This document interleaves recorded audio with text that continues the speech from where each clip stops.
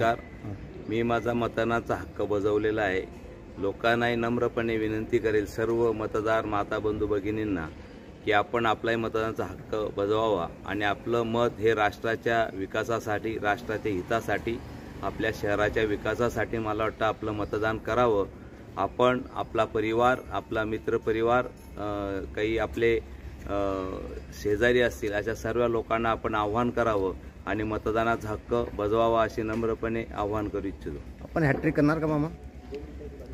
100% आम्हाला विश्वास आहे की जनता आम्हाला तिसऱ्यांदा आशीर्वाद देईल.